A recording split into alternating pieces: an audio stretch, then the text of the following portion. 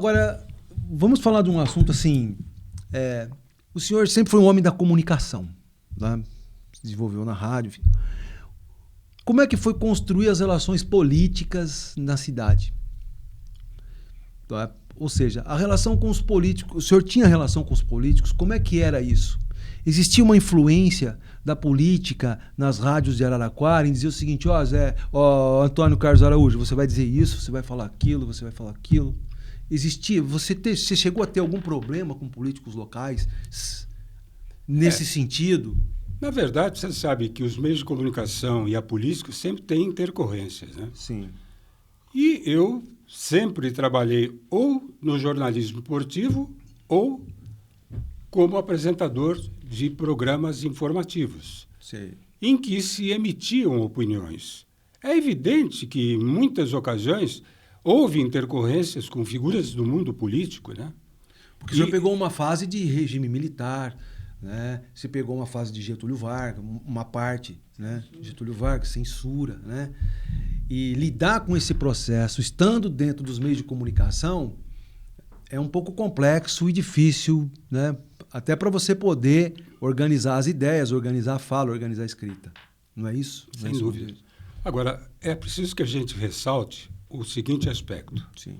Quando você fala do regime militar, meu pai e minha mãe participaram do Ouro para o Bem do Brasil. Sim. A população inteira estava direcionada por aquele movimento para ajudar o Brasil. E, de certa forma, havia uma coesão popular em torno do regime militar. Sim. O que veio depois, veio muito depois, na época em que se instalaram as frentes, né, de ação do regime militar.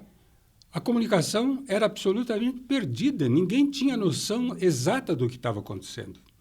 Você deve ter tido notícia de que o jornal Estado de São Paulo publicava trechos do Lusíadas na primeira página. Sim. Exatamente para mostrar que estava sendo censurado, sem a possibilidade de dar a notícia real. Entendi. Às vezes era até receita de bolo. E isso aconteceu muito. Então, para grande parte, não só da população, mas até do jornalismo, as coisas que aconteciam estavam bem encobertas e as pessoas não tinham noção do que estava acontecendo. Isso foi acontecer muito depois. Mas como você fala que há interferência política no trabalho de um jornalista, evidentemente que há.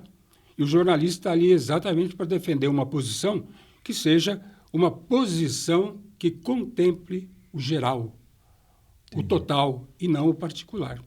Tive lá os meus momentos de refrega, mas foram poucos e muito salutares. Entendi. Nada parecido com o que se vê hoje.